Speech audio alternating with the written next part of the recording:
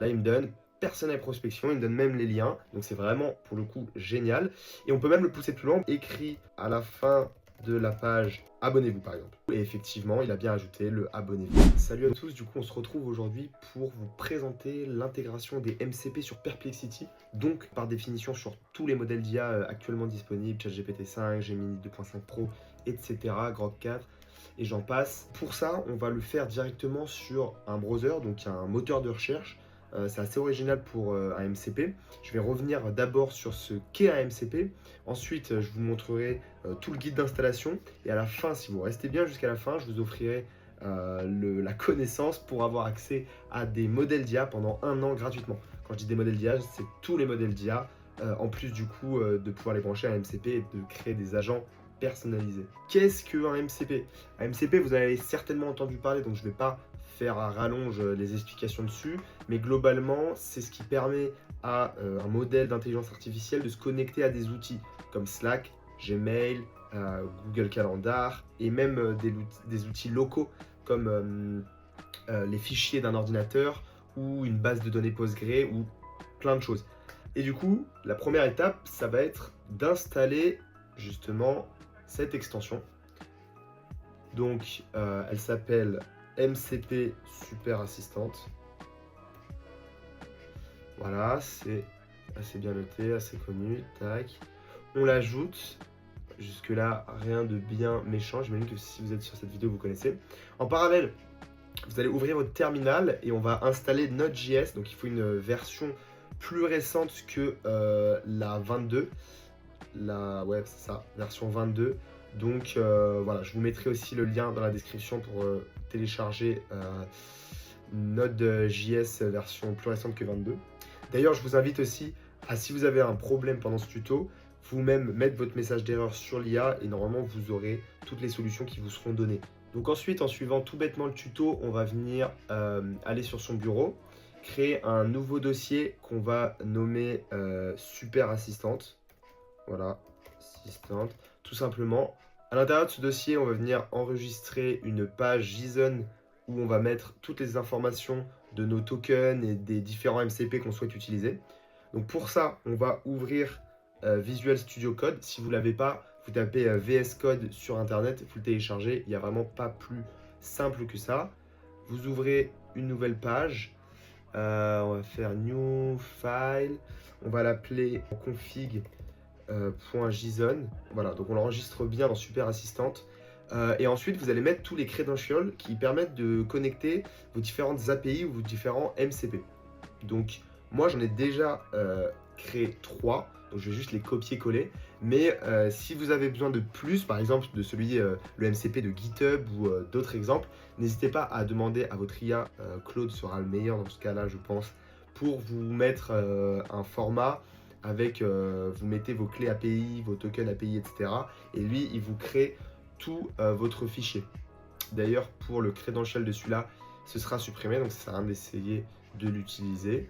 Dans le cas, par exemple, du token de connexion MCP à Notion, c'est bien barrir et ensuite directement le token. Vous mettez pas de dollars et entre crochets. Ça, et quand l'IA elle va vous le renvoyer, elle va vous le renvoyer comme ça. Moi, j'ai eu pas mal de bugs ce matin justement parce que j'avais pas compris que c'était ça l'erreur. Et aussi, ici, il faut absolument que vous changiez le chemin d'accès parce que vous appelez pas Benoît, donc votre chemin d'accès, ce sera pas celui-là. Donc, il faut absolument changer ce chemin d'accès. Et pour ces trois-là, c'est à peu près tout. Et après, c'est au cas par cas en fonction de la MCP que vous installez. Il faudra adapter les commandes. Donc, comme je le disais, une fois que vous avez fini, vous sauvegardez, vous pouvez mettre ça ailleurs.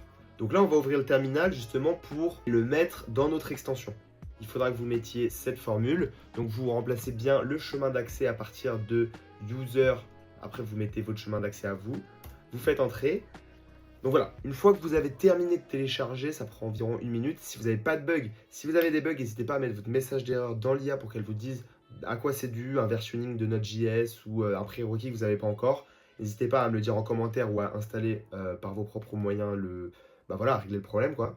Et ensuite, vous allez sur Perplexity, vous vous connectez, vous aurez le MCP qui apparaîtra ici. Vous allez cliquer dessus,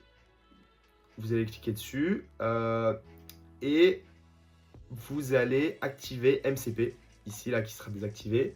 Ensuite, vous pouvez ouvrir ici. Il faut qu'il y ait marqué serveur connected ici. Serveur connected, donc en principe, c'est ce que vous l'avez connecté dès lors que vous avez rentré la commande et attendu la minute là qu'on vient d'attendre. Et vous avez ici tous les outils auxquels vous avez accès. Donc par exemple, là, moi, File System, bah, ça, c'est les outils pour chercher sur mon ordinateur. Sequential Thinking, c'est pour faire du Chain of Thought. Oula, l'anglais est terrifiant. Du chemin de pensée pour IA, donc ça c'est pratique. Après vous avez l'API Notion pour justement venir read et écrire sur votre Notion. Donc par exemple, on va le questionner, on va lui dire avant ça, il faut rentrer le prompt system. Donc vous faites insert et vous lui donnez.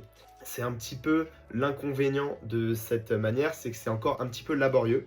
Mais en fait, ce qui se passe, c'est que Perplexity intègre bientôt nativement les MCP. En fait, c'est déjà le cas même, mais tous les tutos que j'ai suivis et comment je me suis renseigné sur Reddit, etc., ça ne fonctionne pas encore bien et il y a des problèmes avec notamment Notion où ça ne fonctionne pas. Mais dès qu'ils vont fixer ces problèmes, je reviendrai vous faire un tuto pour l'avoir en natif sur Perplexity Desktop, donc la version application ordinateur. Et là, pour le coup, on va tout péter parce que ce sera nativement, on pourra sélectionner les outils, ce sera vraiment beaucoup plus simple. Là, c'est encore un petit peu laborieux, mais c'est déjà prometteur. Donc, on peut lui dire, dis-moi ce que j'ai dans mon ordinateur sur le bureau. Comme fichier. Très basique. On va lui dire ça. Là, il va réfléchir un petit peu, il va me demander des autorisations. Et ensuite, je vais accepter les autorisations. Donc, on va avoir 2-3 itérations. Il va me dire, est-ce que tu es sûr, machin, machin. C'est en ça que c'est un petit peu laborieux. Vous voyez, là, il réfléchit. Hein. À chaque fois que c'est bleu comme ça, c'est en fait pas Perplexity, hein, c'est l'extension. Donc là, il me dit, ah, machin, il faut faire ça. Du coup, je rentre les formules qu'il me dit pour autoriser. C'est comme ça qu'on autorise. Là, il faut encore run une deuxième fois. OK. Voilà. Ça, on le fait 2-3 fois les itérations. Et après, il va me dire, voilà, tu as ces 3 dossiers. On va faire un deuxième test où cette fois, on va tester les outils Notion en MCP avec justement Perplexity. Donc, pareil, on recrée un chat, on met la phrase initiale pour lancer. Et ensuite, on lui dit, dis-moi les pages existantes sur mon dashboard Notion. On va quand même lui dire utilise le MCP parce qu'il est quand même sensible à la casse. On va voir ce qu'il me répond, si ça fonctionne. Donc voilà, il a utilisé le Chain of Thought ici pour justement élaborer sa stratégie. Là, il me donne une action à faire. Donc on va l'insert. Je pense qu'il va y avoir 2-3 itérations. Quand j'avais essayé, il fallait justement essayer 2-3 fois de relancer les actions qu'il me donne et lui donner notre accord.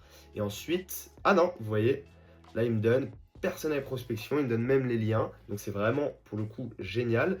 Et on peut même le pousser plus loin, on peut même lui dire écrit à la fin de la page agence IA, abonnez-vous par exemple, à tout hasard. Et là, vous allez voir que ça va fonctionner et que on va venir écrire à la fin de cette page justement.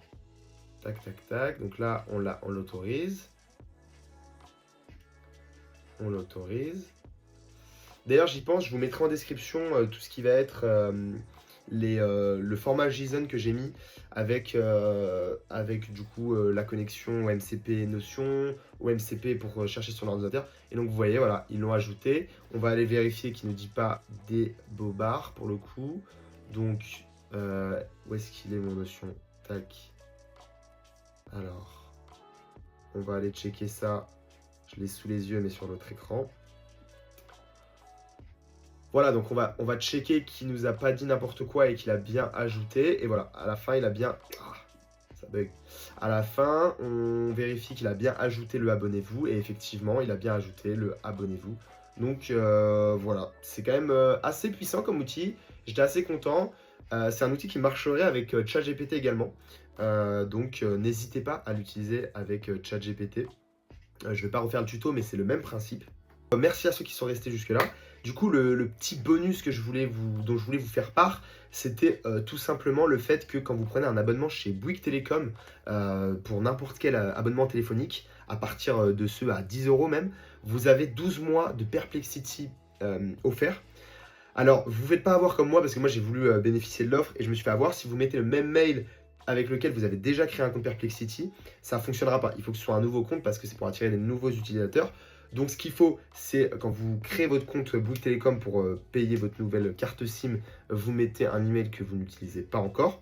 Et voilà, moi ça m'a permis d'économiser de l'argent sur mon ancien forfait, plus si j'avais pas fait l'erreur, mais bon voilà, je vous le donne à vous, d'économiser les 20 € que je paye par mois à Perplexity. Et si vous utilisez, je sais pas, Claude, ChatGPT, l'un, l'autre ou les deux en même temps, vous pouvez même économiser en justement mutualisant les coûts parce que, comme vous, je ne sais pas si vous le savez, mais avec Perplexity, vous avez accès à GPT-5, à Claude Sonnet 4.0, à Gemini, c'est marrant, il l'a traduit, à Gemini 2.5 Pro, et vous avez même des modèles de raisonnement, donc vous n'avez pas les plus puissants, mais voilà, vous avez accès quand même au modèle de raisonnement, genre Grok 4, qui est quand même très puissant d'ailleurs, et voilà, on aura l'occasion d'en faire des benchmarks dans de futures vidéos.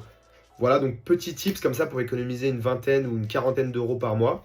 Sur ce, je vous dis au revoir. N'hésitez pas, si vous avez des problèmes, des questions, des suggestions de prochaines vidéos, à me faire part dans les commentaires. Et je vous dis au revoir. À la prochaine. Ciao.